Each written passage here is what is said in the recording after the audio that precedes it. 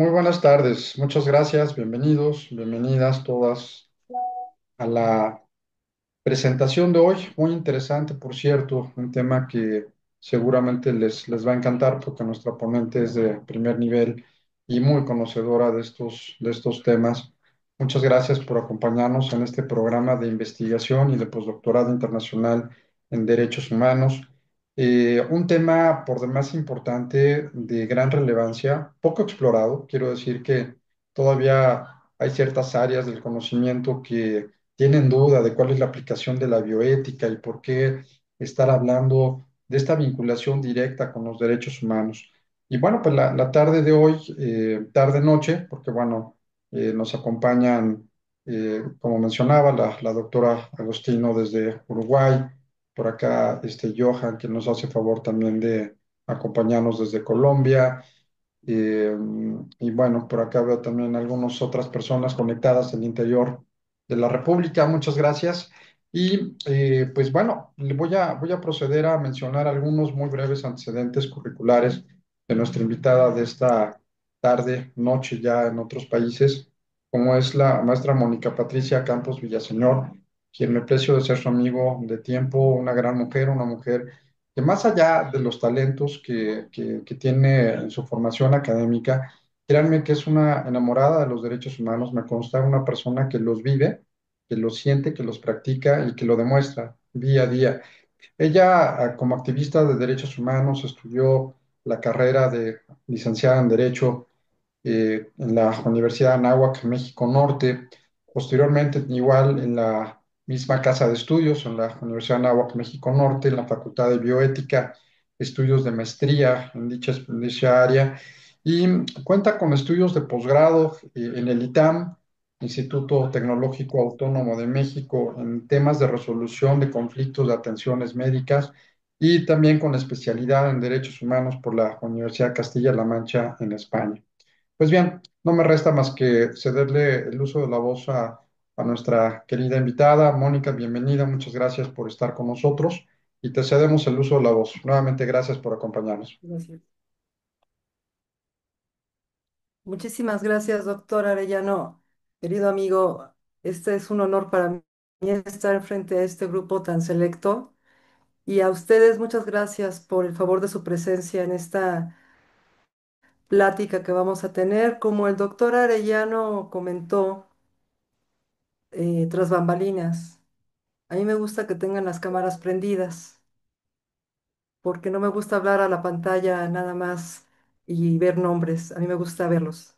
Van a decir, ¿por qué cuando estamos en las otras sesiones no lo tienes? Bueno, porque estoy en otro país y me cuesta mucho trabajo tener muy buena señal, pero ahora estoy en México y bueno, pues puedo pedirlo. Pues esta ocasión, como ustedes habrán visto en el chat, nos toca hablar sobre dos temas que a mí me parecen súper apasionantes, la bioética y los derechos humanos. Para ello me voy a auxiliar de de una presentación que voy a compartir con ustedes y al final de la sesión, pues vamos a dialogar, voy a tratar de ser muy breve, bueno, breve, no muy breve, breve en mi exposición. La exposición va a versar sobre el concepto de derechos humanos, de bioética, el devenir histórico de la bioética, algunos casos, y finalmente la conexión que tiene la bioética con los derechos humanos, que seguramente todos vamos a coincidir. Me voy a permitir en este momento compartir la pantalla. Díganme ustedes si la ven.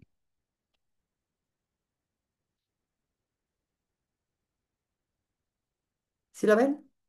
Todavía no. Ya. ¿Ya? Bien. Listo. Bueno,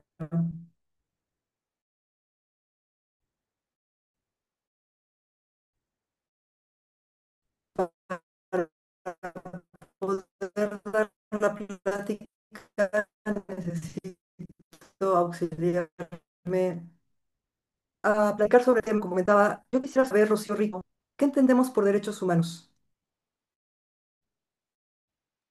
Bueno,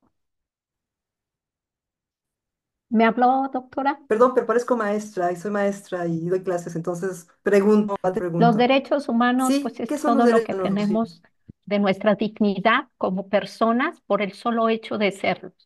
Es todo lo que nos conlleve a nosotros exactamente. como seres humanos. Perfecto. Laura Quiroz, ¿algo más que nos puedas abonar respecto a derechos humanos, el concepto? Que desde mi punto de vista se actualizan cuando respetamos la dignidad de las personas, que tenemos que respetarles no solo sus derechos, sino también sus creencias, su cultura, todo eso que ellos consideran es la dignidad de cada una de las personas. Ana Agostino, ¿algo más que puedas abonar? Que es una construcción a lo largo del tiempo en función de justamente su opuesto, ¿no? La negación sistemática de una vida digna para muchísima gente que llevó a que se organizara y reclamara en función de eso que es inherente no solo a las personas, sino a los pueblos, de manera de poder transformar eso en un marco que permitiera la exigencia de esos que pasaron a llamarse derechos, ¿no? Pero es una construcción colectiva a lo largo del tiempo. Sí, no sé si habrán visto ustedes un video que el doctor Cano nos compartió en donde un expositor refiere que es una invención, la gran invención del ser humano, los derechos humanos. Rodrigo, ¿estás de acuerdo con eso, Rodrigo Moreno, Y a ver, sí, totalmente, que si es una invención, los derechos del ser humano? humanos, Ajá, en un video que el doctor Cano nos hizo favor de compartir, que espero que hayan visto, así como los documentos que les envié, el expositor refiere que la gran invención son los derechos humanos. ¿Están de acuerdo? ¿Estás de acuerdo, Rodrigo? pues a ver, más bien, yo creo que es un reconocimiento implícito a las libertades, ¿no? Y a los... No, no vi el video, pero yo lo que te trato de decir es un reconocimiento a los derechos y a las libertades fundamentales de que tiene toda persona, ¿no? Totalmente. ¿No? No sé, sobre la integridad humana, que es ahí donde nos podríamos, ¿no? En concentrar sobre lo que es la bioética y que también están dirigidas hacia la libertad, ¿no? La integridad de las mismas personas, no sé. eh, En si lo efecto, vemos, Rodrigo. si lo vemos de esta Coincido, forma, ¿no? coincido. Yo creo que no es una invención, es un reconocimiento.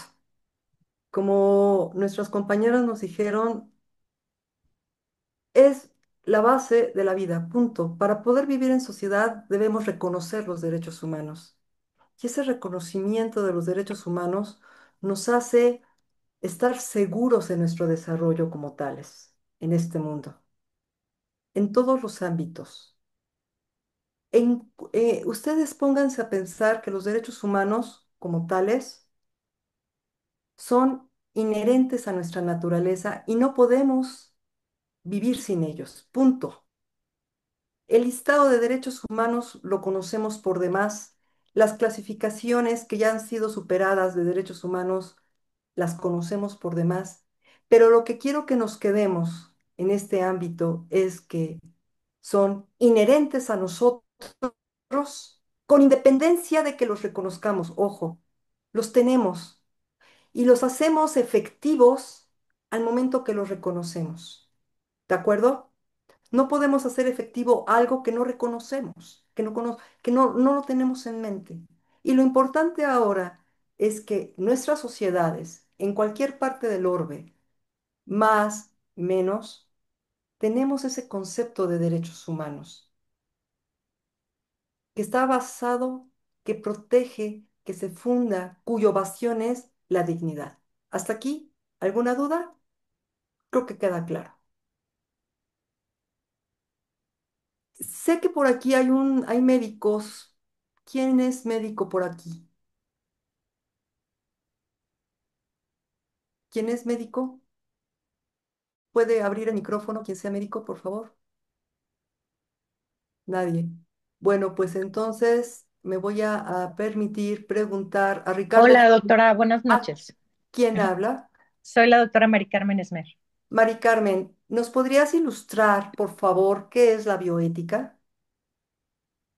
Pues igual es una disciplina que se encarga de proteger a los seres humanos de las situaciones que puedan poner en riesgo su integridad, básicamente. Ok, muy bien, me parece interesante una disciplina que protege a los derechos humanos, que protege al ser humano. ¿Alguien más, por ejemplo, había preguntado a Emilio Hurtado, qué es la bioética para ti? Emilio, yuhu. Ok, Ricardo Félix, Sí, a sus órdenes. ¿sí se escucha? Sí, ¿y ustedes me escuchan? Ok, Bueno, ¿qué es la bioética? Sí, no soy médico, sí, pero es el impedir que hagan experimentos malignos con el ser humano. Y los derechos humanos es lo que tiene toda persona inalienable, los derechos inalienables que tiene con el solo hecho de nacer y ser persona humana. muy bien, muy bien. Pero fíjense que la bioética no nada más es la cuestión humana, No, los dos también abarca conceptos. a todos los seres. Así es, son más amplios, sí, los conceptos es nada más una idea sencilla. Es que ando en la Exacto. calle, estoy en el Ah, estado de Sinaloa de México, al norte, y ando en la calle, pero estoy atento a todo, a sus órdenes. Eh, ¿Puedo dar una perfecto. opinión? Pues fíjense que Moisés Sarmiento, ¿gustaría usted participar? ¿Gustarías participar para decirnos para ti qué es la bioética? Bueno, para mí la bioética es una disciplina donde se abarca la cuestión ética y principios y valores morales. Perfecto, perfecto. ¿Y por qué pregunto y no doy una definición? Porque yo odio las definiciones. Porque el definir es encasillar. El definir es estar a lo que se dice que es y no permitirnos adentrarnos en la esencia de lo que se tiene que desarrollar. ¿De acuerdo? Pero sí, todo lo que ustedes han dicho de derechos humanos y de bioética es. Lo importante de la bioética y los derechos humanos no es otra cosa que la dignidad. La dignidad en todo sentido. La dignidad para poder vivir bien en un entorno sano y equilibrado. La dignidad va de la mano con la responsabilidad que tenemos para cuidarnos y cuidar a otros, y cuidar nuestro medio, y cuidar nuestras acciones, y cuidar nuestros derechos. Es muy importante que sepamos nuestros derechos humanos para poder exigir en un ambiente de bioética también el respeto a esa dignidad. ¿Hasta aquí tienen alguna duda? Perdón que vea para acá, pero acá están todas las imágenes, entonces tengo que verlos de este lado. ¿Tienen alguna duda? Digan sí o no. No. No, Ok, No, doctora, continúo. entendido el Gracias. concepto. Muchas gracias.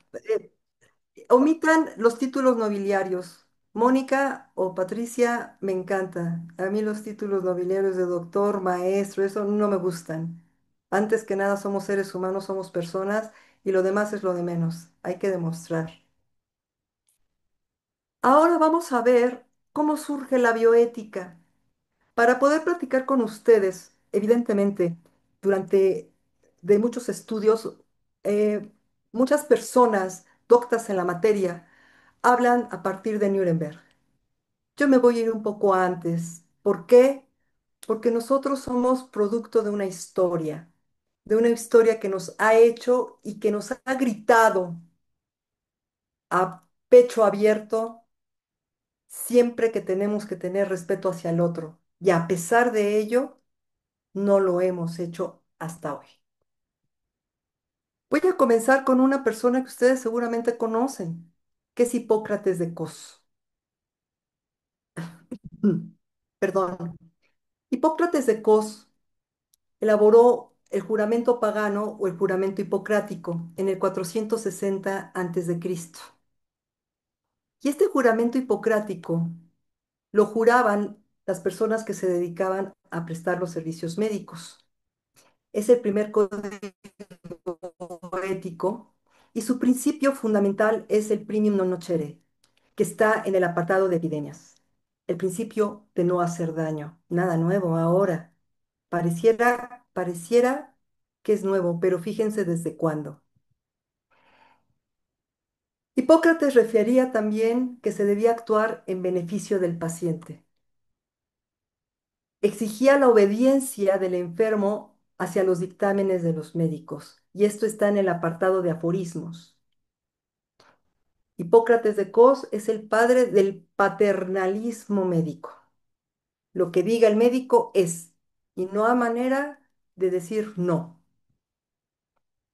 Refería igualmente que la justicia es una fortalecedora de la alianza terapéutica. Al respecto, él decía que los médicos tenían que ganar, que tenían que tener su pecunio de acuerdo con lo que ellos servían, que no se debía exceder en el cobro de la atención médica. Y exigía guardar secreto profesional, así como respetar la vida y la dignidad humana. Estamos hablando de 460 antes de Cristo. Y este juramento hipocrático está vigente. Más adelante vamos a encontrar la fórmula Comitis Archeatorum. Esta fórmula es del siglo V. Es el primer tratado de deontología médica de Roma. Fue creada en la época de Teodorico el Grande, que era un rey ostrogodo romano.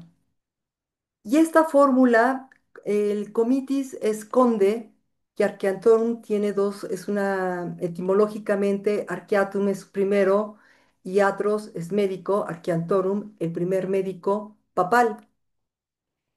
Esta fórmula fue recopilada por Casiodoro en un libro que se llamó Liber Diurnus Romanorum Pontificum.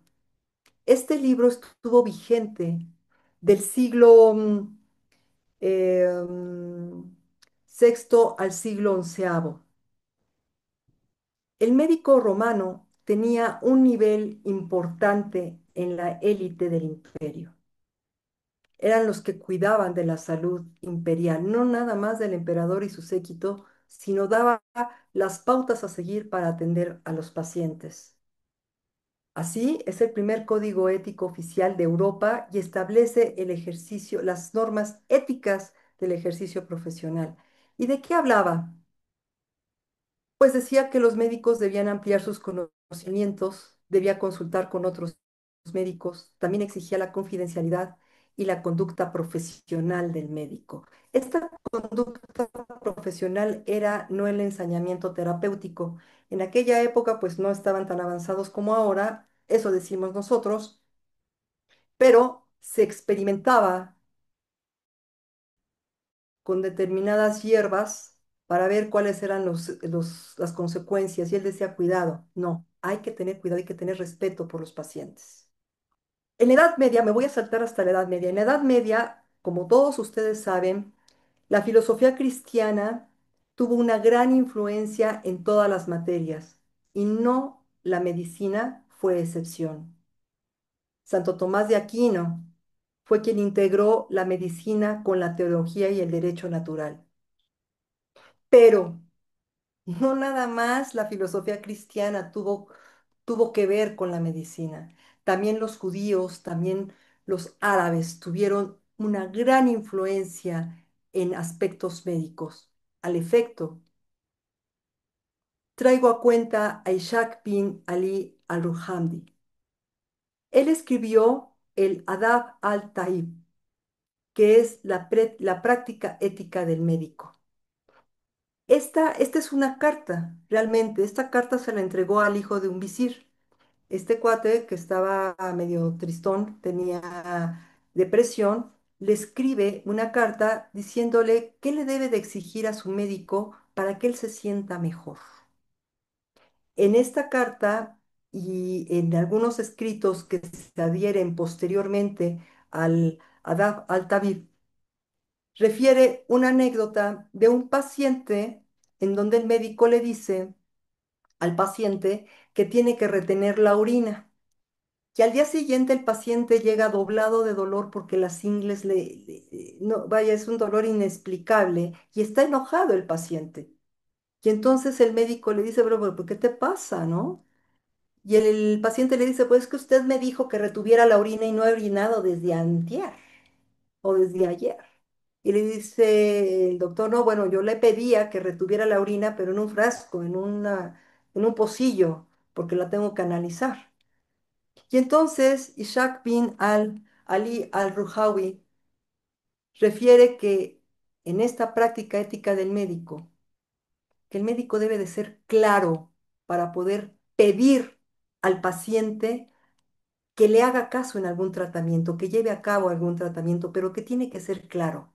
Sin embargo, este médico, que por cierto nació al sur de Turquía y es el primer libro islámico de medicina, refiere que si el paciente no tiene conocimiento, si es ignorante, es mejor que el médico no le diga nada y que nada más siga sus instrucciones, pero la obligación del médico es ser muy claro.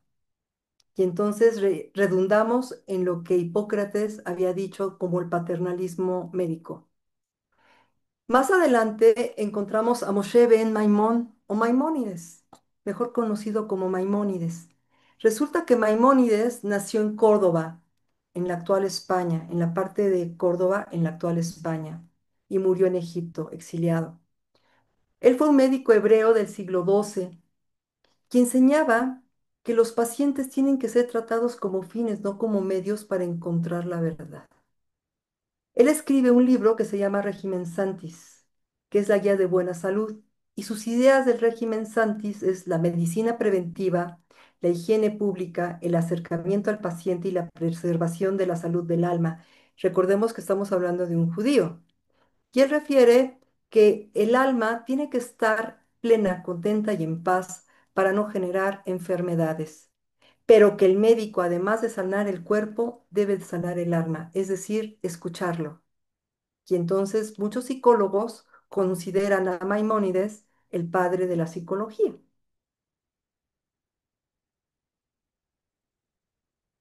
Más adelante, en el siglo XIII, Roger Bacon, que era un franciscano inglés, refiere que la investigación sobre el cuerpo humano debe de considerar la naturaleza sagrada de éste y que debe de ser cuidado. Claro, estamos hablando de una persona franciscana con un espíritu humanista que refiere que se debe de cuidar cualquier investigación que se haga sobre un paciente como si fuera un templo sagrado. Y además exige que al momento de investigar no haya error sobre él. Es decir, él refiere que se debe de ponderar el posible daño, beneficio que pudiera ocasionarse. Y estamos hablando del siglo XIII. Más adelante, corremos en el tiempo por cuestión de horas. En la ilustración, llega la ilustración y la medicina moderna, y estamos hablando de los siglos XVII, XIX. Aquí, en esta época, el método científico y la profesionalización de la medicina fomentaron nuevas reflexiones éticas, claro, sin estructura. Se pusieron a pensar, oye, ¿estará bien que le hagamos sufrir? Oigan, ¿estará bien sacar los cadáveres de los cementerios y estudiarlos? Eh, ¿Estará bien hacer estudios sobre los fetos? ¿Estará bien hacer estudios sobre embarazadas?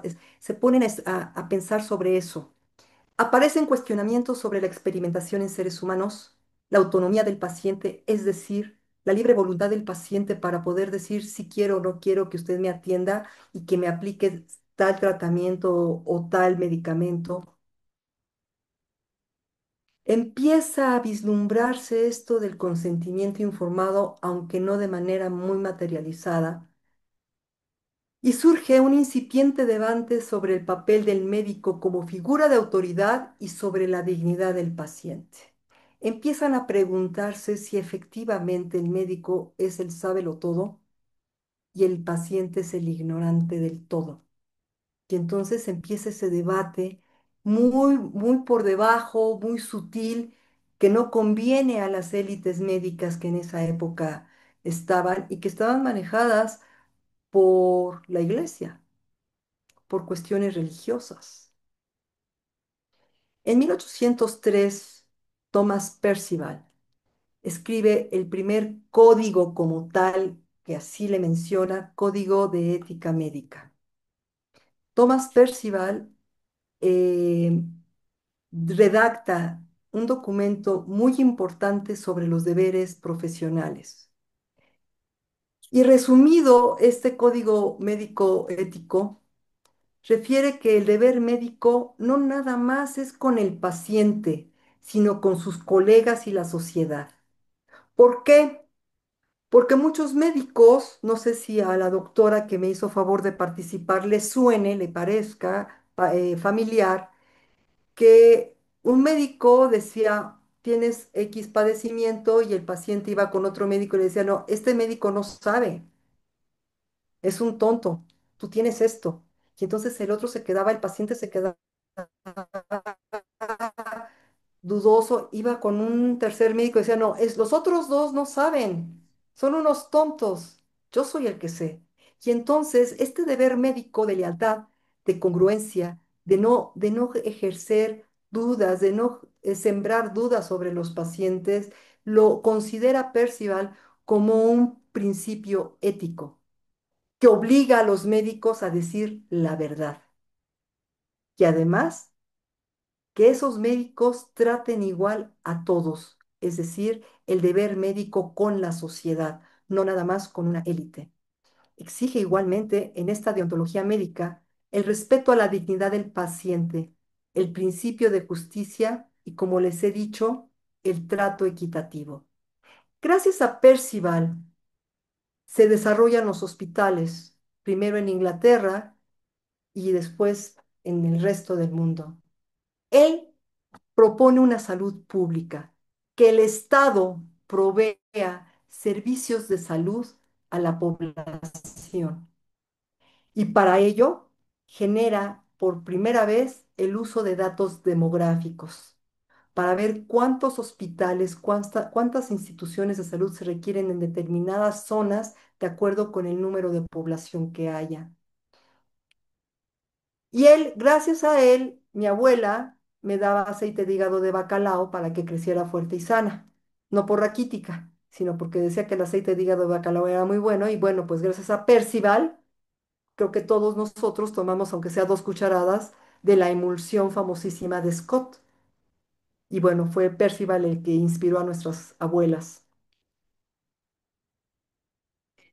Más adelante, en 1927, Fritz o Jahr, utiliza por primera vez el término bioética en una revista denominada Cosmos. Fritz Jahr es alemán, era alemán. Esta publicación se llamó Estudio de las relaciones éticas del hombre con los animales y las plantas.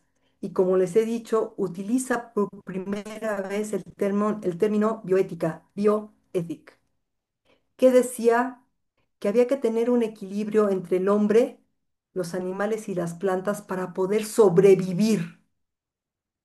¿De acuerdo? Era nada más una cuestión de supervivencia. No tuvo gran eco, no tuvo muchas cosas, pero quedó plasmado en esta revista Cosmos.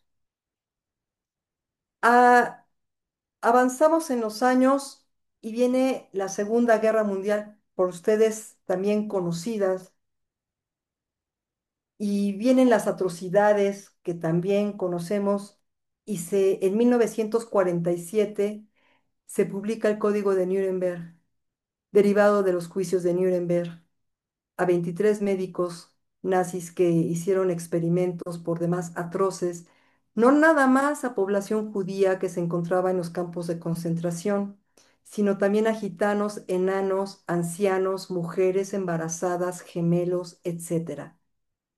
Fueron atroces, quedaron documentadas y bueno, pues en nombre de la ciencia ellos se defendieron y decían que eran seres inferiores y que esto era en pro de la humanidad.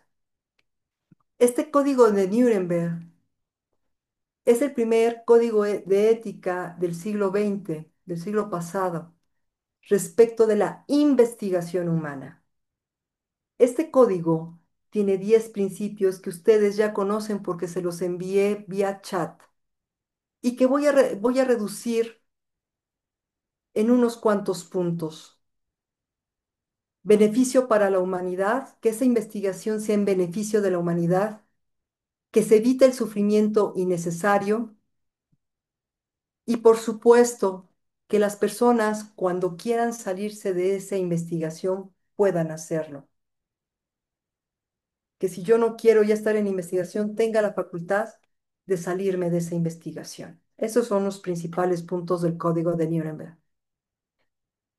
Más adelante, en el 48, viene la Declaración de Ginebra, que es pues la actualización del del juramento hipocrático y reafirma el compromiso del médico con la vida y los derechos humanos. Recordemos que el Código de Ginebra se suscribe posterior a la Declaración Universal de los Derechos del Hombre, que no estoy mencionando porque todos la conocemos, pero traigo a cuenta porque esta declaración nos da las pautas de derechos humanos, los fundamentos para no excedernos y respetar lo primordial del ser humano, la dignidad.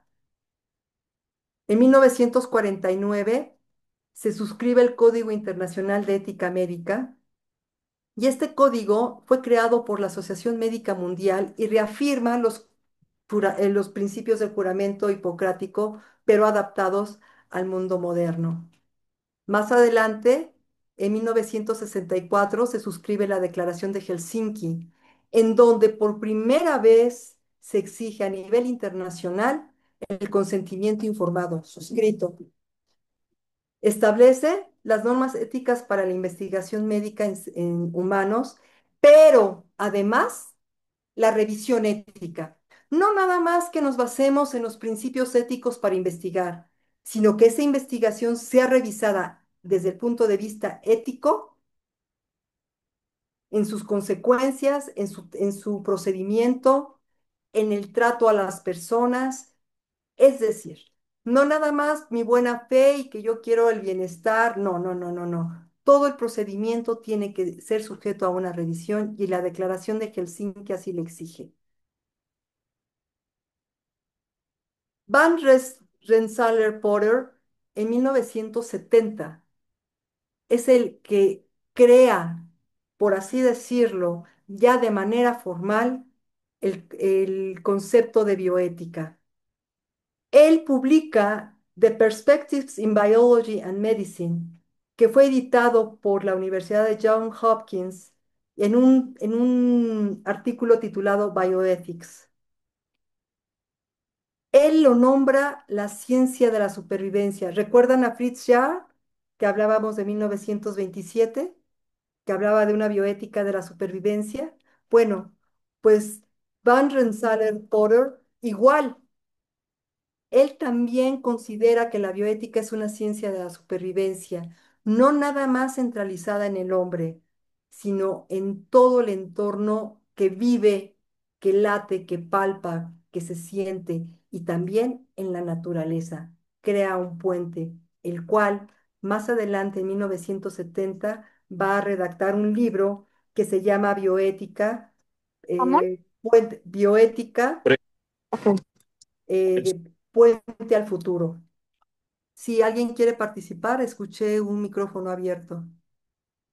Bien, continúo. Antes de avanzar, en 1970, André Helliger y Daniel Callahan fundan el Joseph and Rose Kennedy Institute for Study of Human Reproduction and Bioethics. Esto es en Washington, en la Universidad de Georgetown. Y en 1971 crean el primer centro de investigación bioética en el Kennedy Institute of Ethics, vinculado actualmente, como les he dicho, a la Universidad de Georgetown. El doctor Warren Thomas Wright, que fue una de las personas que en dos ocasiones editó la Enciclopedia de Bioética, adjudica el origen de la bioética a Potter y André Hellegers, pero refiere que Potter vio en la bioética una nueva disciplina que combina ciencia y filosofía, mientras Hellinger vio a la bioética como una ciencia aplicada. ¿Por qué? Porque al crear el Instituto Joseph and Rose Kennedy, esto era de oncología, él aplica la bioética, no nada más filosofa, sino que él aplica, exige a los médicos el buen trato, el respeto a la dignidad, el consentimiento informado, etcétera. ¿Hasta aquí tienen alguna duda? ¿No? Muevan la cabeza porque como tienen los micrófonos cerrados, bien, continúo. A principios de 1971, como les decía, Porter redacta un libro que se llama Bioethics Bridge to the Future, que es el Bioética Puente al Futuro, a instancias de Carl Swarson. Y es la primera vez que el término bioética ingresa a un texto científico. Luego entonces, de manera teórica, el padre de la bioética y científicamente es Porter. ¿De acuerdo? Em, esta colección de bioethics se encuentra en The Biological Sciences en la Universidad de Georgetown. Y hasta aquí pareciera que vamos muy contentos, ¿no? Yo creo que la humanidad fue entendiendo poco a poco, hasta 1971, principios de 1971, que teníamos que tener respeto por los seres humanos. Estamos hablando de Helsinki, de Nuremberg, fue universal esto, todo el mundo lo conoció. Estamos hablando de otras declaraciones previas. Estamos hablando de todo lo que la humanidad conoció gracias a la guerra o derivado de la guerra. Y eso nos hizo sentarnos y decir, tenemos que tener respeto por los derechos humanos. Ya hasta hay una declaración de derechos humanos, ¿no? 1948. Pues, ¿qué creen? No, no es así. No fue así. Resulta que precisamente en Estados Unidos, de donde es el padre de la bioética, un grupo de pacientes terminales de enfermos crónicos judíos de Brooklyn, Nueva York, se les inyectó células cancerosas para observar la sobrevida de las células en dichos pacientes. Y además, se llevó a cabo sin su consentimiento ni de los subrogantes. Y esto fue en el año de 1963.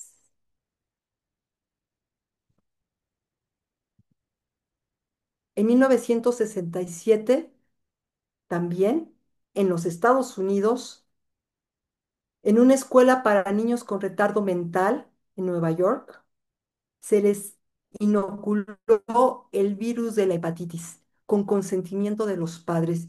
Oh, sorpresa, ¿cómo los padres van a permitir que sus hijos que tienen un retardo mental tengan, sean parte de un experimento tan terrible?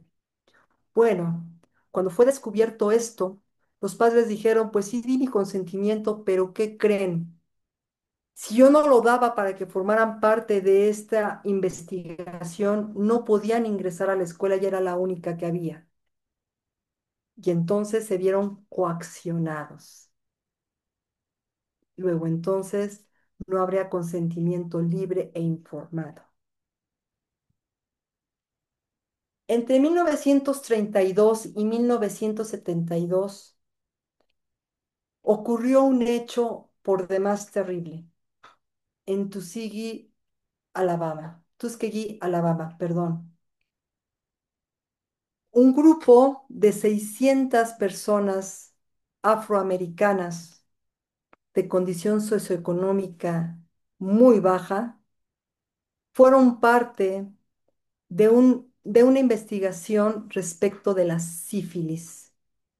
De esas 600 personas, 399 eran enfermos de sífilis, 201 eran sanos y a ellos se les inoculó la sífilis. Se hicieron experimentos con mercurio y con arsénico a sabiendas que ello no curaba y que además era tóxico para el ser humano. Pero no para en esas 600 personas. De esas 600 personas, 40 mujeres fueron infectadas por sus parejas. De esas 600, ya van 640. Y de esas 640 personas sumamos a los hijos producto de esa relación de las 40 parejas. 19 niños documentados con sífilis. Un médico en los años 60, bueno, antes de que llegáramos al médico de los 60, en 1900, en los años 40, para ser específica, 1947, la penicilina bueno, se entera la sociedad científica médica que la penicilina puede curar.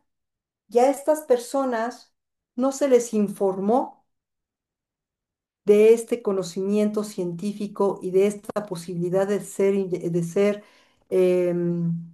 tratados con penicilina de manera segura y se les dejó.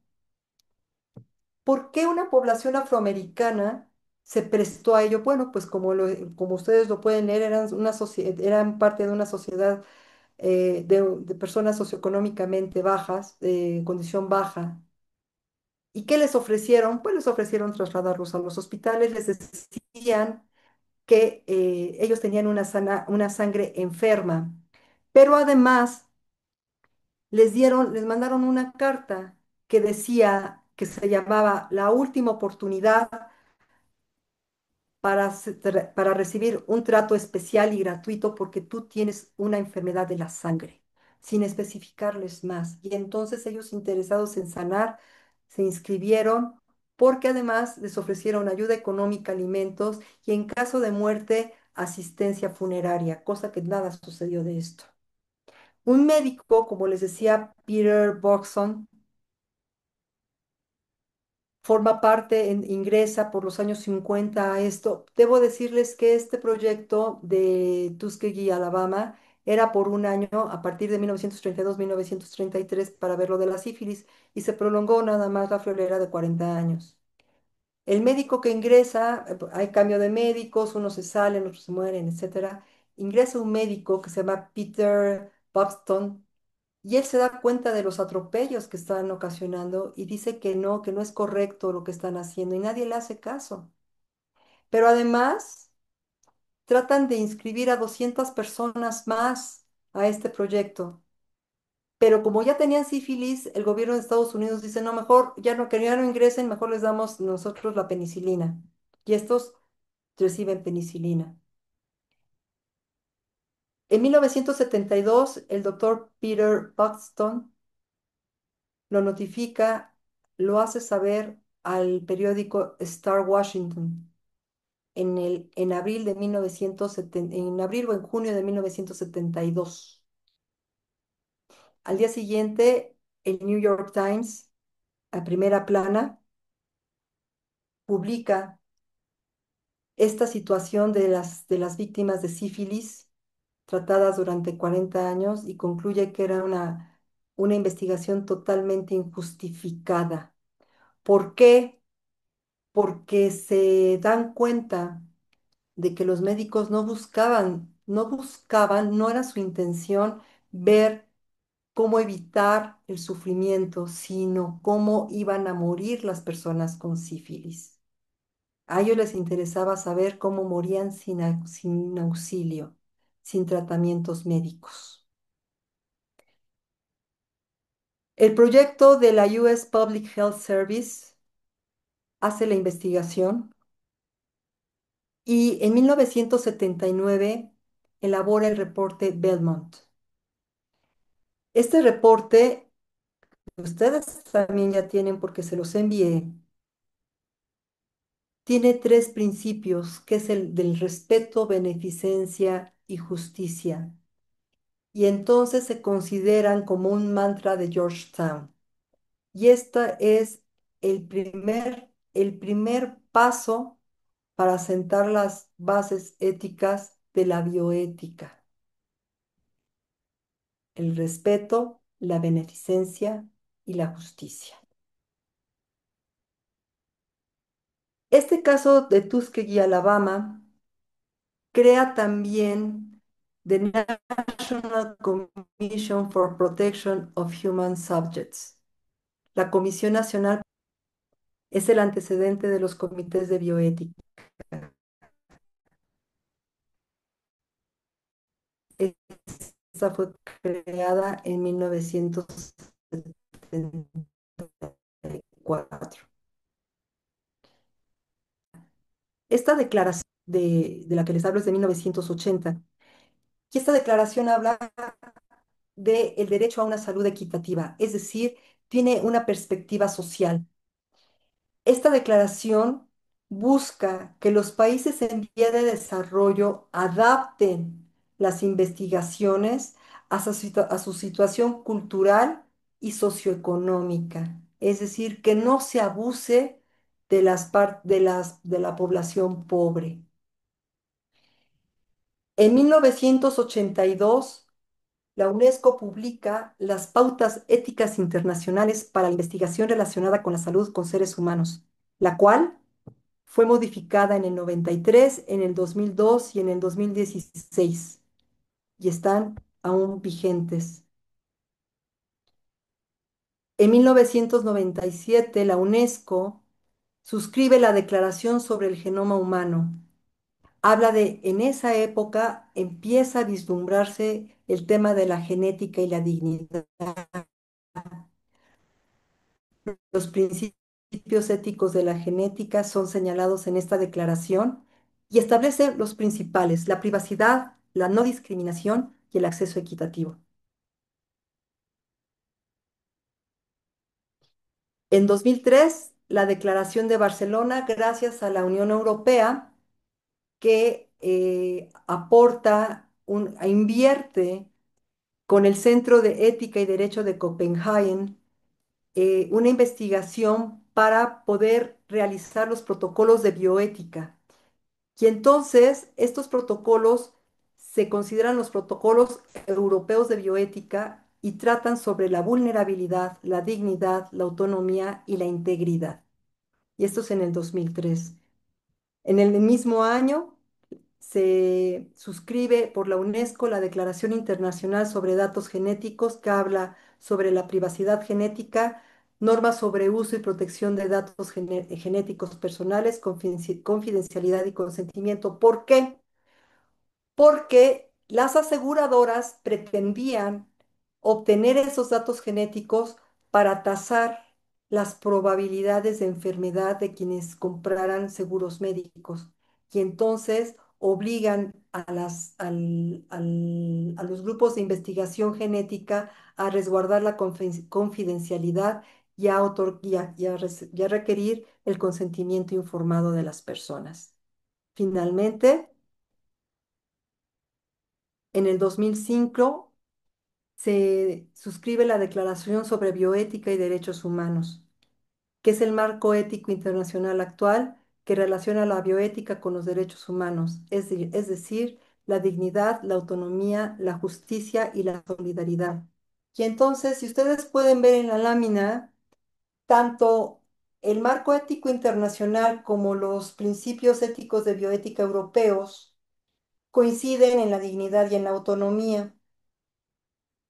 Y unos ponderan la integridad y la vulnerabilidad europeos, y el marco ético internacional, la justicia y la solidaridad. Hay personas que refieren que se contraponen. Su servidora sostiene que se complementan. ¿De acuerdo? Bien.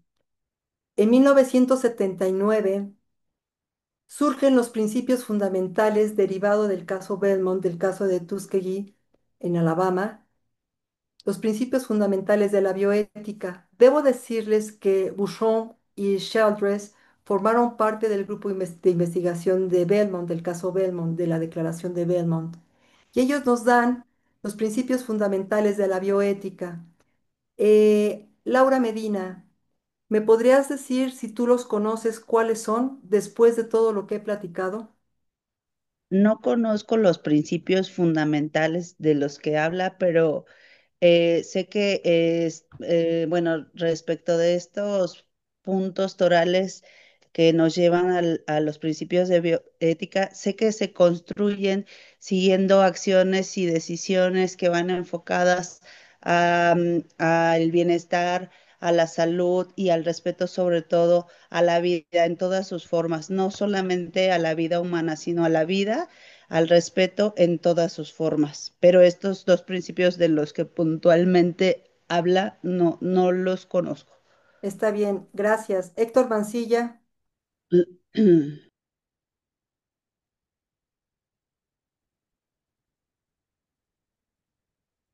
no está Héctor. Carmen, Esmer,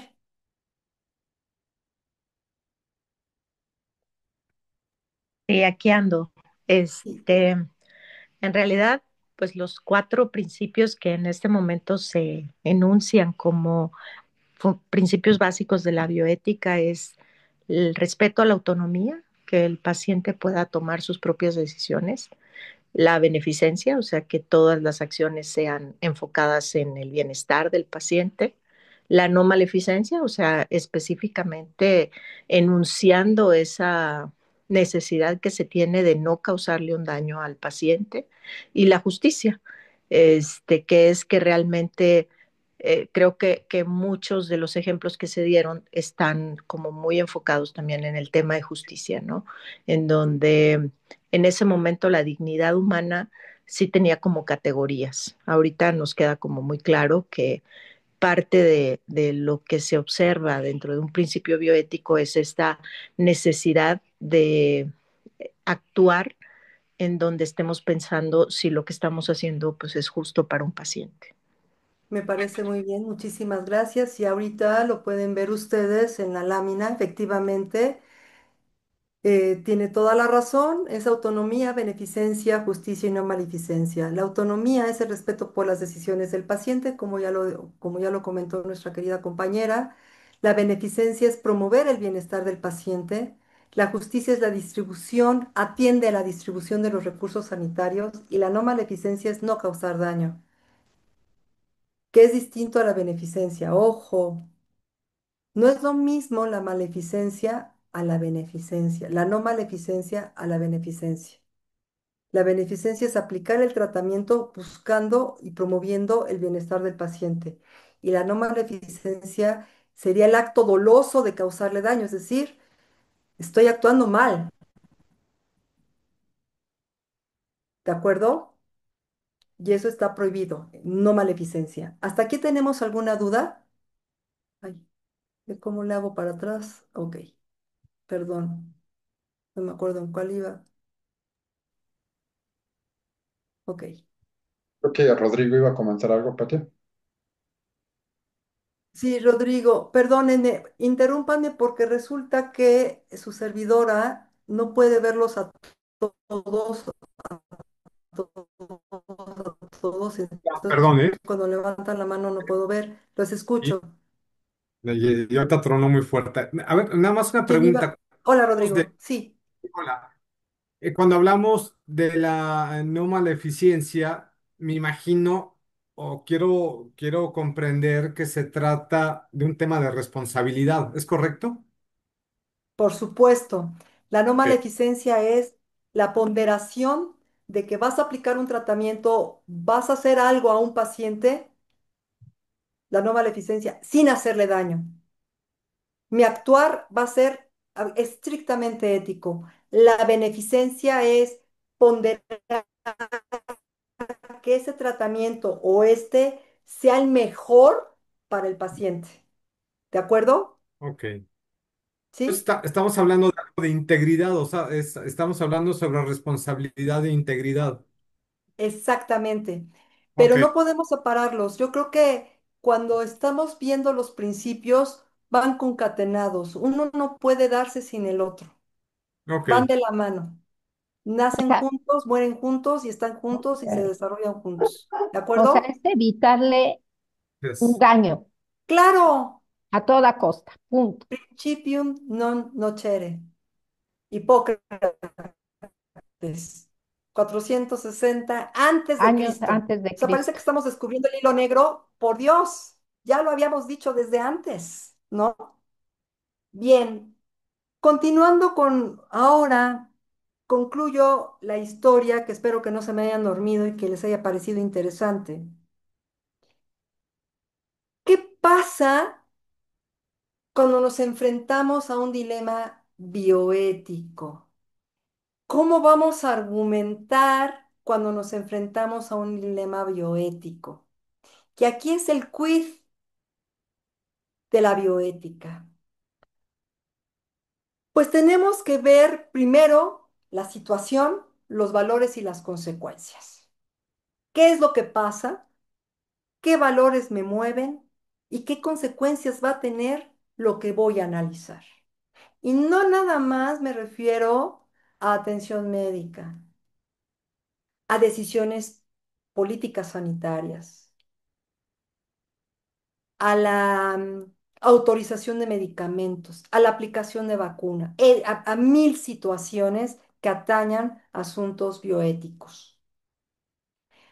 Hay dos maneras de enfrentarlo. La primera es deductivamente o bajo un esquema principialista. ¿Qué es esto?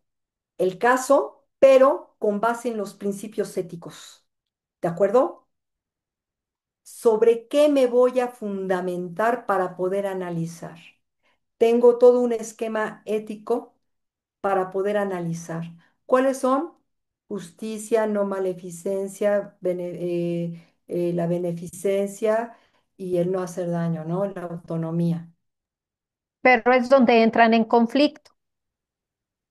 Esos son, desde el punto de vista deductivo, el caso con base en algo. ¿De acuerdo? ¿Cómo los voy a analizar? ¿Qué instrumentos voy a ocupar para poder analizar el asunto? Y eso me va a dictar qué debo de hacer. El segundo es inductivamente, que es el consecuencialismo. ¿A qué se refiere? Este es, se le conoce también como el método de four boxes. ¿Cuáles son las cuatro cajas? Tengo el caso, lo tengo que resolver yo, lo voy esta persona o esta circunstancia va a tener un análisis en este momento y la cuarta, la consecuencia, la cuarta caja. Este método inductivo es alejado de principios y teorías, pero se va a basar en casos parecidos. No sé si ustedes están familiarizados con la jurisprudencia americana, que ellos se basan en el caso fulano de tal y más o menos concluyeron esto, ah, pues yo también, porque se parecen. Este es el inductivo y este se utiliza en países de anglosajones. ¿De acuerdo? Yo no considero, su servidor no considera que uno sea mejor que otro. Nadie tiene la razón absoluta, la verdad absoluta, pero sí, ambos tienen que considerar dos tipos de ética, la ética de la virtud y la ética del cuidado. ¿Cuál es la ética de la virtud? Déjenme pregunto a Verónica Cabeza. ¿Qué nos puedes abonar con relación a la ética de la virtud? ¿Qué entiendes por ética de la virtud? Noches, Mónica. Y me tienes que preguntar lo que no me sé. Yo Ah, levantando la mano con los principios. Yo levantando así la mano, es que no podía pero levantar la es que, manita. Y ¿sabes yo qué, así Vero? Y como, todos, aquí no se viene a demostrar que se sabe. Aquí venimos todos a aprender, porque para eso estamos. Todos los gracias. días tenemos que aprender algo y A sacar lo, a lo que a de mí me suena, nosotros lo mejor. gracias. A lo que a mí me suena respecto a las dos formas de llevar un dilema bioético, ética de la virtud, yo creo que se refiere como a la virtud de la persona de la que estamos hablando. A lo mejor si es un paciente vulnerable, como el caso de un niño, o una paciente embarazada, o un paciente que no pueda tomar sus propias decisiones, como creo, me suena un poquito eso, o sea, que sea como basado en la virtud o las condiciones de la persona que está involucrada en el dilema. No sé Qué bonita si por respuesta, ahí. Verónica. Qué bonita respuesta, en verdad, muy linda. Me encantó, muy humana. Gracias. Samantha Cruz. Gracias, Samantha. Sí, buenas noches. Hola. Hola. ¿Qué nos puedes abonar de ética de la virtud? ¿Qué entiendes tú por ética de la virtud? Pues sería más como, bueno, como en las cualidades, ¿no? Como lo dice tal, las virtudes, ¿no? Las cualidades de la persona, sí, lo que lo hace, pues, eso único, ¿no? Cada persona es diferente y pues tiene cualidades y forma de pensar o de visualizar ciertas cosas, ¿no? Entonces como que se va más entre pues justicia, honestidad, pues las virtudes en general, o sea, me suena más como a ello. Muy bien, muy bien. Esta ética de la virtud es precisamente ello. Lo que Verónica y Samantha nos dicen, considerar a la persona que está involucrada como a quienes estamos analizando el caso, a quienes en un momento vamos a decidir. La ética de la virtud habla de todas esas cualidades que nunca debemos perder de vista para poder atender un caso. No desde el punto de vista romántico, ni filosófico, ni práctico, sino de un todo. Eso que nos hace, que nos distingue como seres humanos. Y viene la ética de cuidado. Moisés, cuéntanos, ¿qué entendemos o qué entiendes tú por ética de cuidado? Tu micrófono, Moisés, tu micrófono. Moisés, tu micrófono.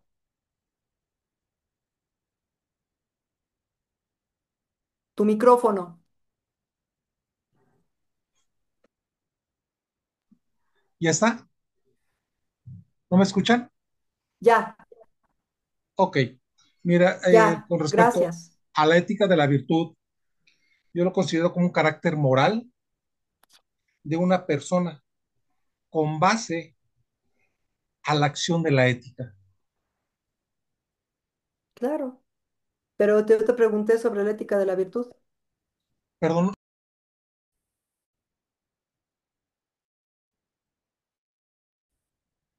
La ética de la virtud. Perdón, la ética de cuidado. No se oye, no se oye, se volvió a cerrar tu micrófono.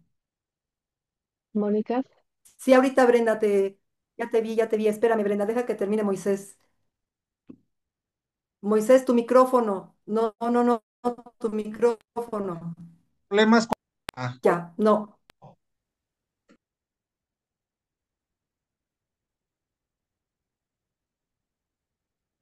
Moisés, Moisés, tu micrófono está cerrado. Ok, espérame tantito. Brenda, te escuchamos porque si no, no avanzamos. gracias, Mónica. Muy interesante, la verdad, esta sesión, esta tertulia, como todas, la verdad. Es Gracias. un honor ser parte.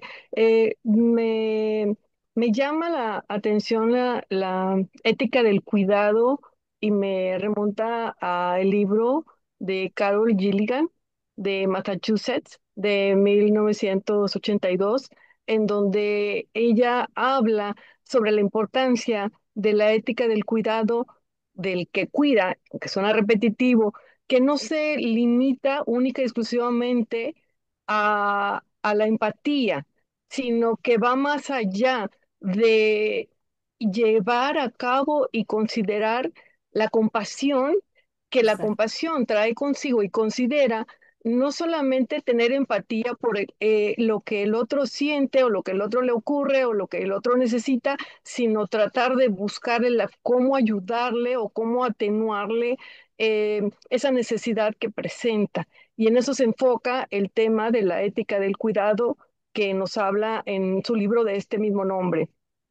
Y ella El es la madre de la Carol ética del Gilligan, cuidado, exacto, de precisamente. Massachusetts. es de Massachusetts, era una enfermera. Y esta ética de gracias, Brenda, me robaste las palabras y perfecto. Esta ética de cuidado precisamente no nada más atiende a, ay, me pongo en tus pies, me pongo en tus zapatos. No, no, no, no, no, no, no. Trascender en alma, trascender en la compasión, trascender en el humanismo puro, en saber que estoy tratando con un ser humano, no nada más con un problema, con una afectación. Muchas gracias, Brenda, en verdad. ¿Hasta aquí tienen alguna duda? Bien. Pero resulta que esta argumentación deductiva o inductiva no nada más es el quiz de la bioética. Nos encontramos con que cada uno de nosotros, gracias a Dios, o gracias a la naturaleza, o gracias a lo que ustedes crean, tenemos nuestros diferentes puntos de vista. Cada quien tiene, cada quien se sienta en un lugar especial para ver un escenario, desde nuestra historia, nuestros conocimientos, nuestro profesionalismo, nuestra área del conocimiento, etcétera. Y así, la relativización de los dilemas deontológicos es otro problema, es otro asunto que la bioética tiene per se para poder analizar los casos. Hay personas que tienen una percepción situacionista, otras existencialista, otras practicista, eudemonistas, teologistas, utilitaristas, pragmatistas, humanistas y todo lo que termine en istas. Y yo pregunto, ¿cuál es la verdadera? ¿Cuál es la que nos va a llevar a la verdad? ¿Cuál es la que nos va a llevar a ser atinados? Yo creo que todas, porque hay que tener la mente abierta. Acuérdense que mente abierta es como un paracaídas, si no se abre nos estrellamos. Tenemos que tener la mente abierta para poder conocer, para poder argumentar. Eso sí.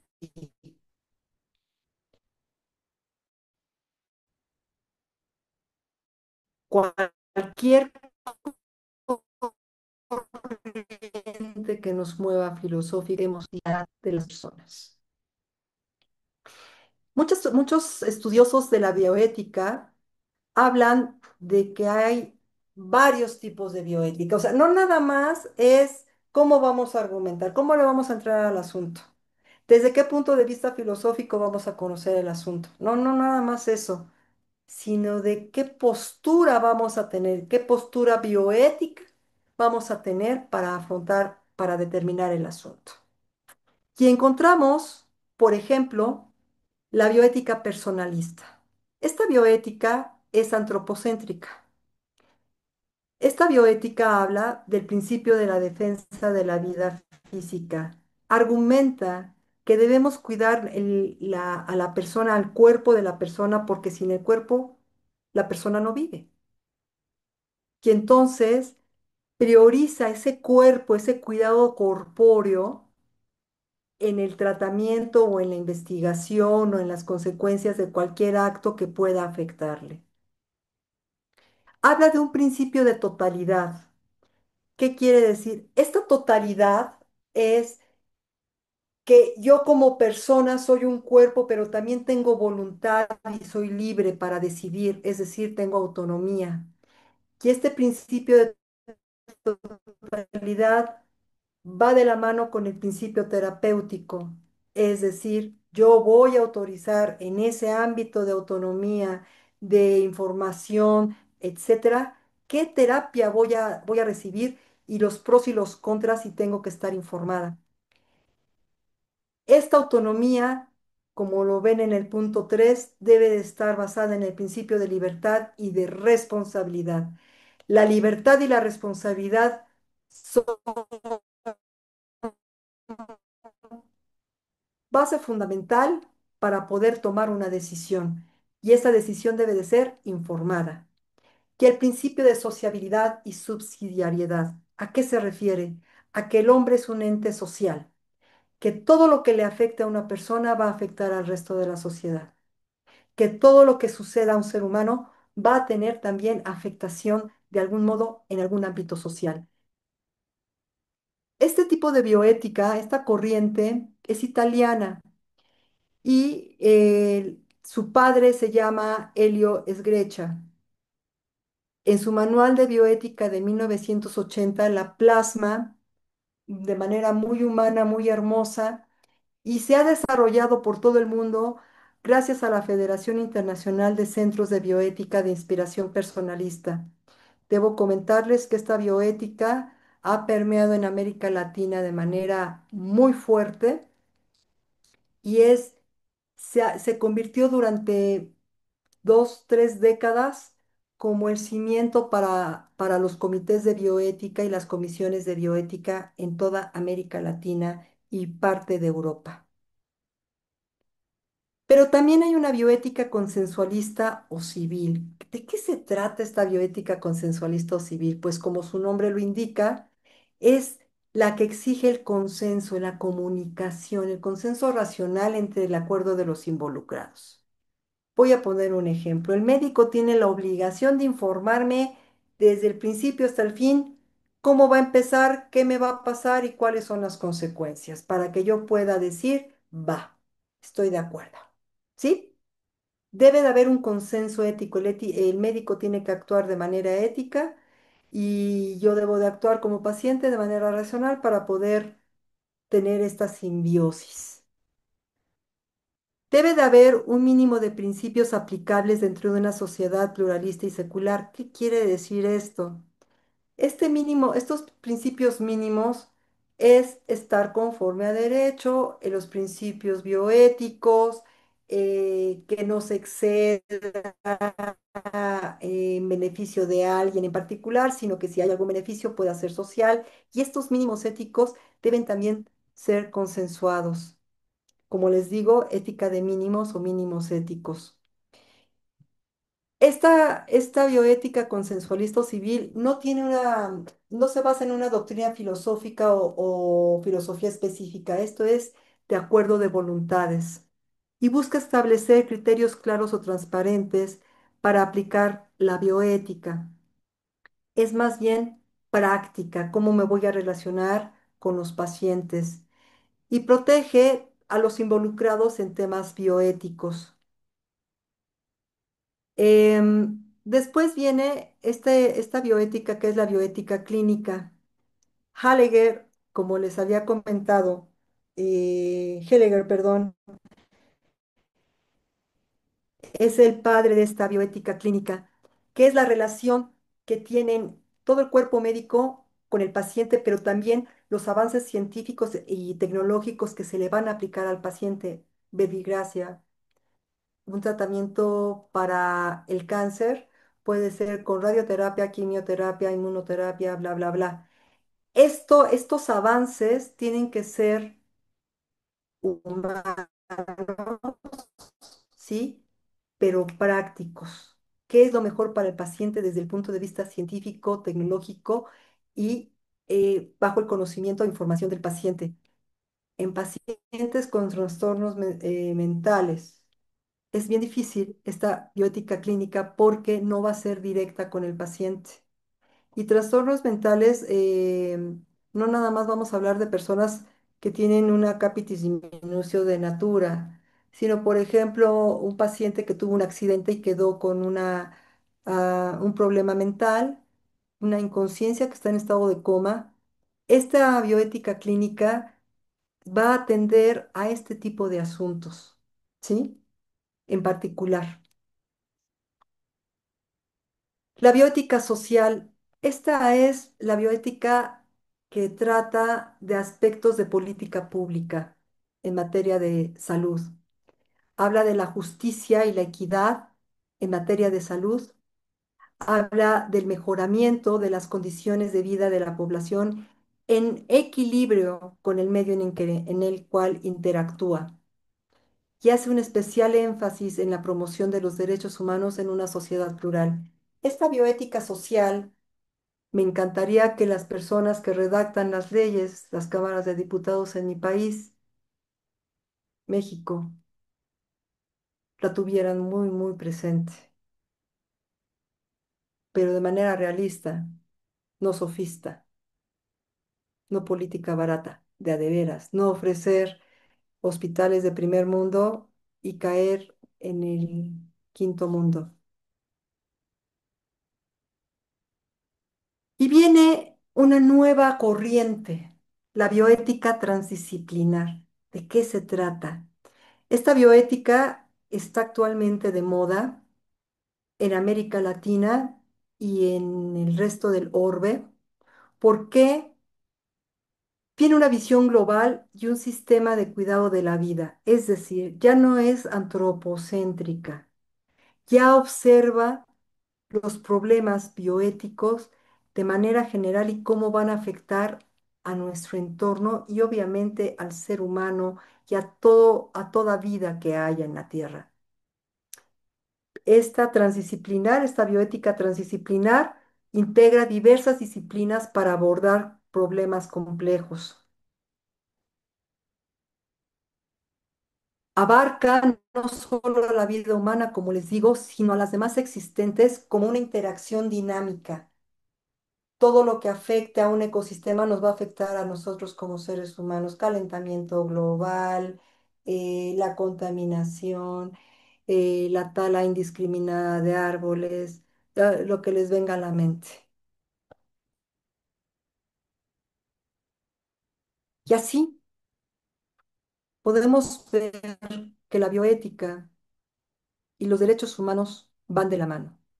Su servidora, voy a hacer un paréntesis, su servidora prestó sus servicios y me siento muy honrada de haberlo hecho a pesar de cómo están las cosas. Prestó sus servicios en la Comisión Nacional de los Derechos Humanos, México, durante 30 años. Nada de los aspectos bioéticos me son ajenos. Su servidora se encargaba de los asuntos médicos, entre otros. Me encargaba de los recursos, etcétera, pero durante mis 30 años puedo decirles que fui testigo de todas las violaciones a derechos humanos que pueden existir y en consecuencia de las violaciones bioéticas que de 1992 a 2003, ok, finales de 2002, ocurrieron en México. Y se pueden ir para atrás desde iatropatogenias, que son las negligencias médicas ocasionadas por negligencia, por una negligencia, por un acto médico voluntario o por un error médico increíble. Por ejemplo, un niño ingresó al hospital porque tenía un problema en los testículos, tenía orquitis. Y otro niño ingresa por amigdalitis. ¿Y qué creen? Al niño de las amigdalitis lo operaron de orquitis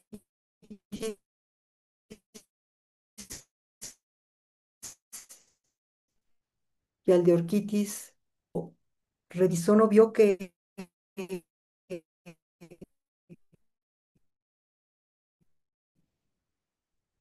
el niño estaba bien de las amígdalas y que los testículos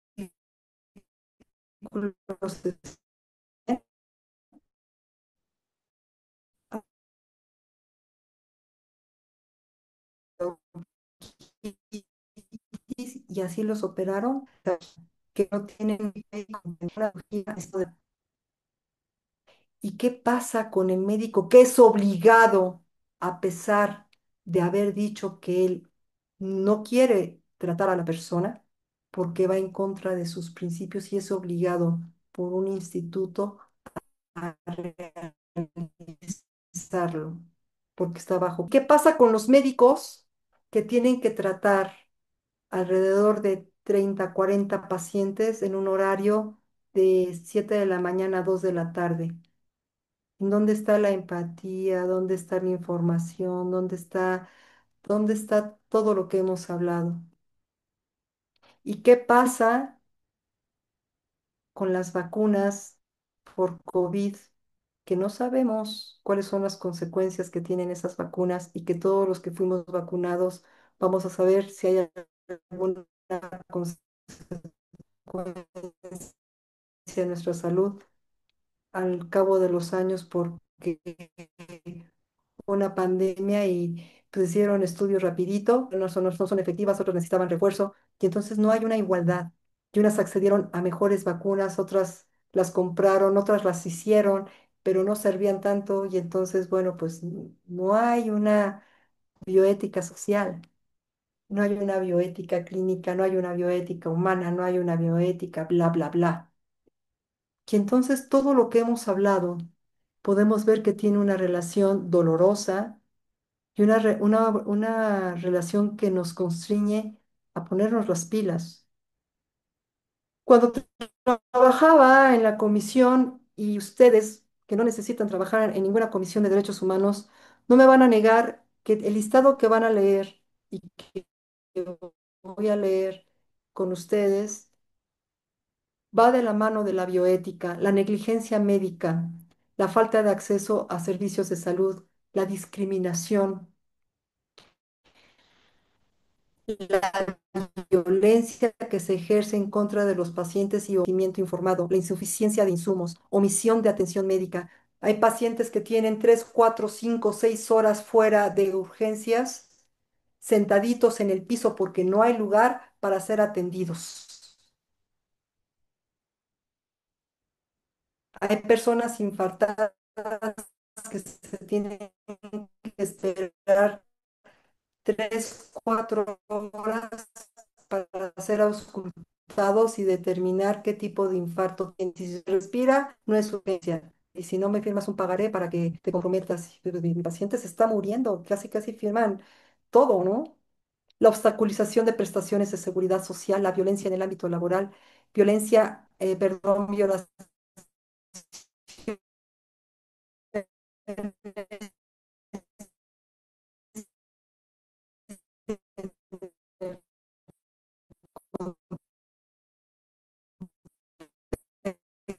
contexto de pandemias, que es lo que platicaba con relación a la violencia en materia de derechos humanos, que va de la mano con la violencia a la bioética o el atropello a la bioética. ¿Cuáles son los desafíos? Por mencionar algunos, las pandemias, la pobreza, los avances en inteligencia artificial, el acceso desigual a las vacunas y tratamientos, el cambio climático y sus impactos sobre la salud, la capacitación humanística permanente, pero no nada más para médicos. Creo que tanto derechos humanos como bioética debe de ser materia sí o sí en toda, desde primaria, desde siempre. Todos tenemos que estar informados con relación a derechos humanos y a bioética. Los desafíos como las prioridades económicas, ¿qué es más importante para un país? ¿Invertir en un tren o crear hospitales? ¿Generar vacunas o omitir servicios médicos oncológicos a infantes? O una violencia bioética igualmente, el cuidado de menores sin guarderías, la integración social contra la exclusión y la discriminación. ¿Qué pasa con esos lugares apartados de las grandes capitales, de las urbes, en donde no llega ni siquiera el internet? Ya no digo las escuelas, el internet, porque escuelas tampoco hay. Y si hay, son de muy baja calidad porque muchos maestros van a las capitales a hacer paros 4, 5, 6 días y los niños no reciben educación. ¿Qué pasa con los monopolios, las farmacéuticas, los grandes monopolios? ¿Qué intereses tienen? La información real sobre las pandemias, sobre las enfermedades, sobre los tratamientos, lo real, no lo que conviene a esos monopolios o a los gobiernos. La politización de la práctica profesional en esta materia. Y así podemos hablar de muchos, muchos temas.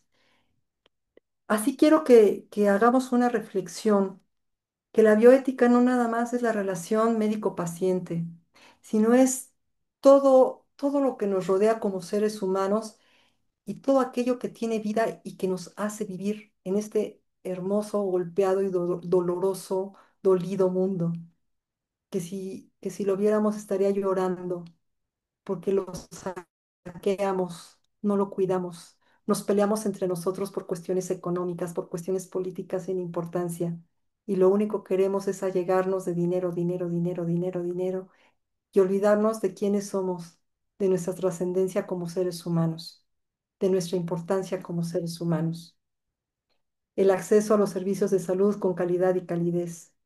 Finalmente, me gustaría que recordáramos, que nos quedáramos con esta idea. Los principios bioéticos de beneficencia, autonomía, justicia y no maleficencia no pueden existir si no tomamos en cuenta que no debemos discriminar, que tenemos que tener respeto por los demás, que debemos de ser inclusivos, empáticos, que tenemos que nunca perder de vista a las personas que se encuentran en una situación de vulnerabilidad, que tenemos que actuar íntegramente, que tenemos que ser solidarios, que tenemos que manejarnos con templanza, con compasión, que tenemos que tener siempre presente el principio de confidencialidad, que tenemos que exigir y dar información veraz, oportuna, que siempre nos tenemos que manejar con la verdad, pero sobre todo, nunca perder de vista que bajo ninguna situación, ninguna circunstancia podemos traspasar la dignidad. Muchas gracias por su atención y recordemos que tras la conducta de cada uno depende el destino de otros. Muchas gracias. Muchísimas Felicidades, muy buena gracias. disertación. Gracias. Sí, Muchas felicidades. gracias. Realmente muy, muy interesante, muy reflexivo. Esta práctica que se da permanentemente cuando se vulnera la dignidad humana, que creo que es el factor donde converge principalmente los derechos humanos con la bioética y mucho de la argumentación que tú nos comentas, que desgraciadamente al carecer de estos elementos de estudio, de reflexión, de investigación, se cometen muchas atrocidades en la violación de los derechos humanos. No sé si alguien quisiera hacer alguna pregunta. Creo que va a dar mucho cabida para la tertulia generar ideas y preguntas específicas de todo lo que Mónica nos hizo favor de comentar en esta sesión. Pero si alguien quisiera eh, hacer alguna pregunta en estos minutos, que nos quedan unos cuantos minutos, puede hacerlo. Por favor, adelante. En el caso de que no fuera así y nos esperemos a desarrollar todas estas inquietudes en la tertulia, y creo que tenemos mucha tarea. Buenas noches. Sí, adelante, adelante, Gerardo, Gerardo, adelante. Perdón, mire, estoy donde me encuentro está lloviendo y se pierde un poco la señal. Espero que vaya a borrarla, o bueno, que se quede clara la pregunta. Doctora, en su visión, la objeción de conciencia, ¿qué papel juega aquí? Porque usted comentaba algunas negligencias médicas o de iatrogenias que comentó usted en la práctica profesional que vive. Pero ¿qué pasa con aquellas personas en lo referente a un aborto, en aquellas personas, en los médicos, en donde incluso tienen que apuntar una pierna porque ya está cangrenada, pero la familia no quiere o no lo desea? ¿Qué papel juega la objeción de conciencia en la bioética, doctora? es un factor muy importante y es una pregunta súper interesante como todos los puntos bioéticos. Para poder contestar, no se puede contestar de manera general. Es arriesgado y es irresponsable. Así como cada caso particular, no es lo mismo hablar de un tema de aborto porque tengo 27 hijos o porque viene con una malformación o porque corre peligro la vida de la madre. Igual la objeción de conciencia, habría que ver las circunstancias, los factores, en qué, todo lo que envuelve a esa objeción de conciencia. Siempre he pensado con relación a la objeción de conciencia que debe de ser respetada, siempre y cuando no afecte al paciente, no afecte las circunstancias y pueda ser sustituido ese médico por otro de manera inmediata en caso de ser una emergencia o una urgencia. Así en términos generales, a bote pronto. Sin embargo, de manera responsable, habría que ver la circunstancia y analizarla y desmenuzarla. ¿Por qué? Todas las hipótesis son interesantes y nos echan a volar la imaginación, pero nos hemos puesto en los zapatos de las personas que, por ejemplo, solicitan una ortotanasia. Nos hemos puesto a pensar en una madre que, dadas las circunstancias que ustedes imaginen, acude a que se le realice un legrado. Y así puedo darles mil ejemplos. Y el decir, no, yo no estoy de acuerdo, sí estoy de acuerdo, es súper arriesgado. La responsabilidad de nosotros no es juzgar a priori o aventar nuestra opinión así, es sentarnos, analizar, pensar y no con el corazón, con la razón, con ética, con profesionalismo, con responsabilidad y con todos los puntos que ustedes vieron en láminas atrás para poder fundamentar y validar nuestra opinión. Perdón que no dé una respuesta tan clara, pero creo que es más responsable analizar el caso y congregarnos todos y aportar que decir, Patricia, Mónica, Mónica, Patricia o como quieran decir, piensa esto. ¿Por qué? Porque sería muy parcial. ¿Alguien más? Ahí participen Muchas unos gracias. minutitos, les robo unos minutitos. Sí, Patricia, Mande, buenas ¿quién noches. habla? José de Jesús Centeno. Patricia, buenas noches. Hola, Un, un, un manjar jurídico el que nos acabas de dar. Y gracias. yo agruparía todo esto en una disciplina que actualmente cobra mucha vigencia, que se llama bioética jurídica.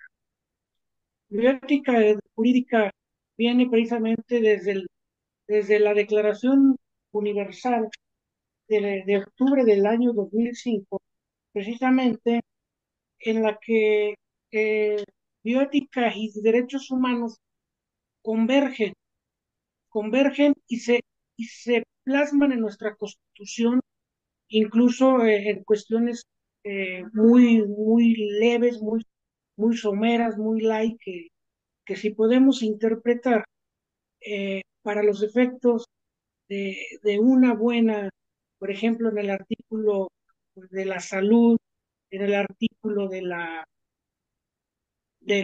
vida, etcétera, pues se trata muy poco lo que es este aspecto tan importante de la bioética. Entonces, resumiendo, la bioética jurídica precisamente agrupa los principios elementales de esta disciplina bioética con las normas jurídicas para ser plasmadas, por ejemplo, ante los dilemas jurídicos que traen consecuencias penales. Me refiero, por ejemplo, al aborto, a la eutanasia, en la fertilización asistida, en muchos aspectos que dan consecuencia a unos delitos. Por ejemplo, del delito de peligro de contagio. Es precisamente lo que abona a la bioética de equidad. No, ¿cuántas veces no nos hemos percatado de una persona a recibir un tratamiento no recibe el cuidado necesario, el cuidado idóneo para evitar el contagio? Y al final sale contagiada, como se han dado en muchos casos.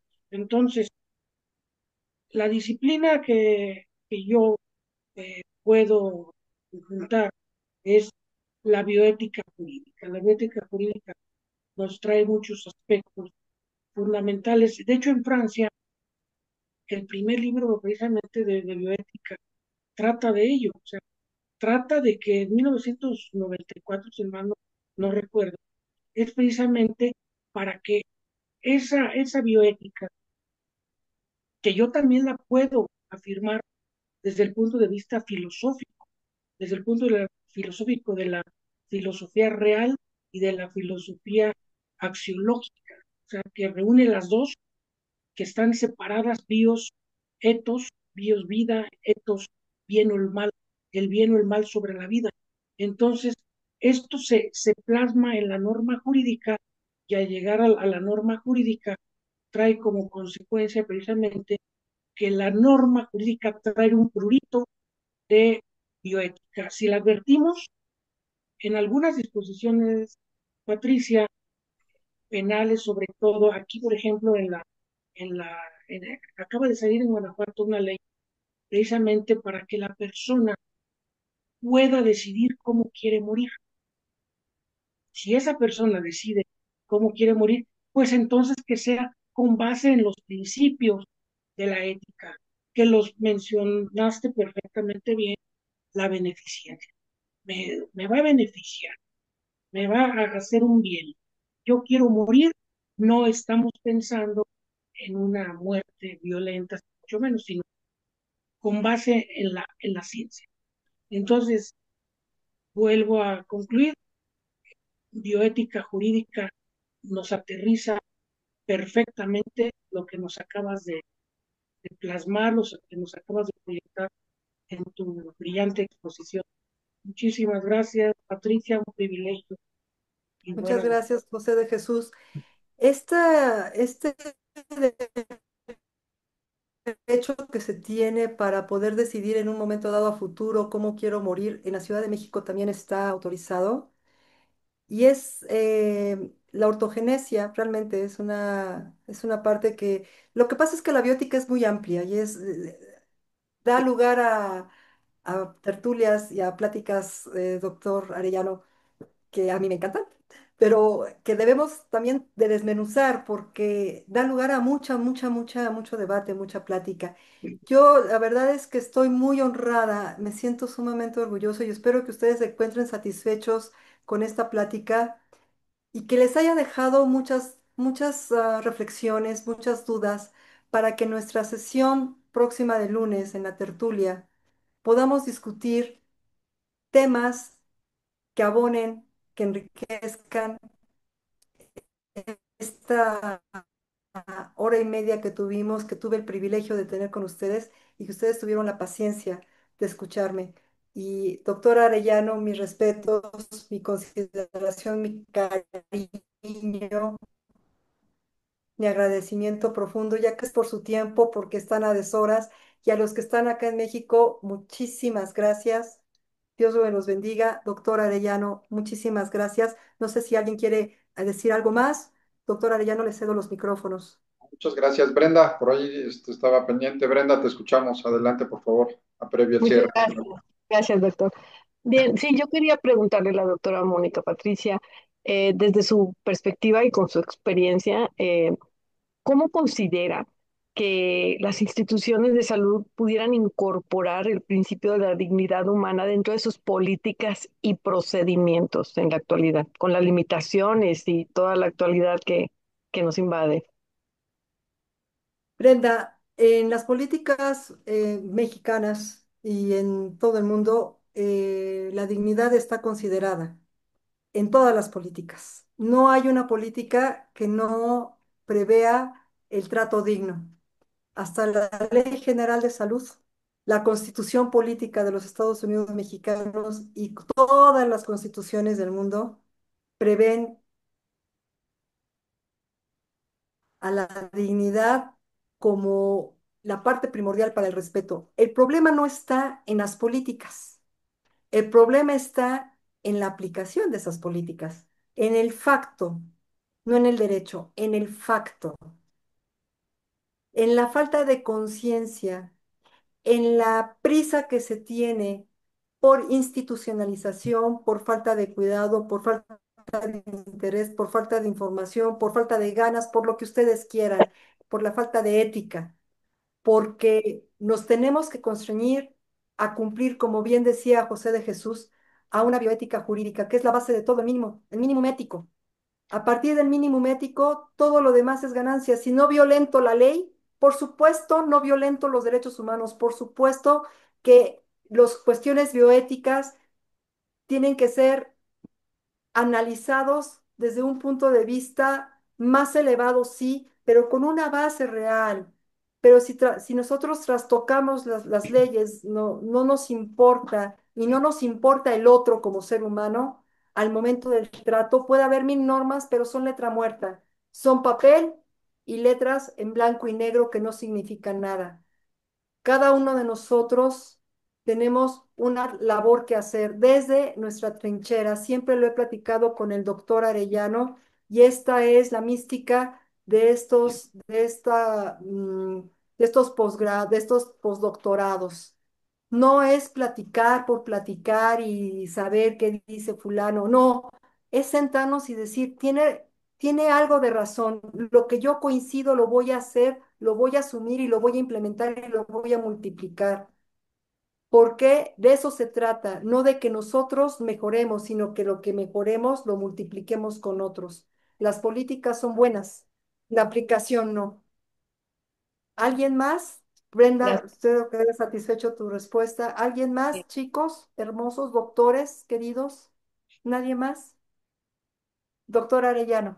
Gracias. Pues bueno, tenemos una gran ventaja que Mónica es de casa, así es que está también como miembro e integrante en la segunda generación y ahorita en la tercera generación. Es una persona que, les comento, tiene mucho ahínco y mucho interés por los derechos humanos y nos los ha demostrado. Así es que yo creo que podemos dejar algunas inquietudes para tener una tertulia, pero verdaderamente activa. Yo les pediría que, por ejemplo, Brenda, pues es una eminencia en estos temas también, tiene muchísima experiencia, tenemos expertos en bioética que nos pueden ayudar muchísimo, los médicos que estamos en la Academia Nacional Mexicana de Bioética y que tocamos precisamente estos temas que son tan importantes. Por ejemplo, los cuidados paliativos. Ahí yo tengo mis serias dudas en relación a la dignidad humana. ¿Qué más podemos abonar entre todos para generar estas preguntas, estas inquietudes?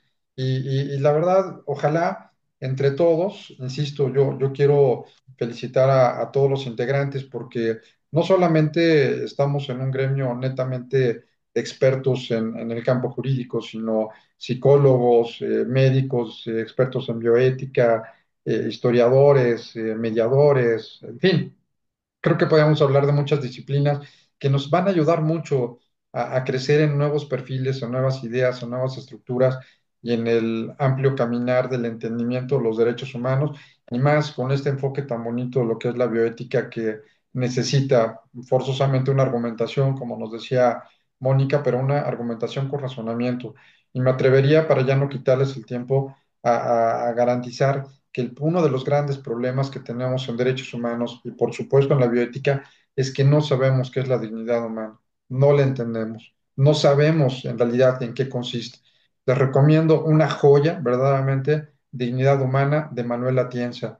Ojalá puedan leer este libro. Ah, ahí lo tiene Brenda. Ah, bueno, quiero, quiero presumir también que aquí lo tengo de cabecera igual, el libro de Atienza de Dignidad Humana. Es una joya, ojalá lo puedan conseguir. Y bueno, seguir hablando mucho más del contexto de todo lo que implica el apasionante mundo de los derechos humanos y la bioética. Pues nuestro agradecimiento, como siempre, Mónica, mi afecto, mi admiración de siempre y a todos y a todas, muchísimas gracias por habernos acompañado. Que pasen buenas noches y nos reunimos la próxima semana. Que descansen. Gracias. Muchísimas gracias a todos. Gracias, gracias. Buenas noches. Buenas Buenas noches. noches. Noches. Gracias.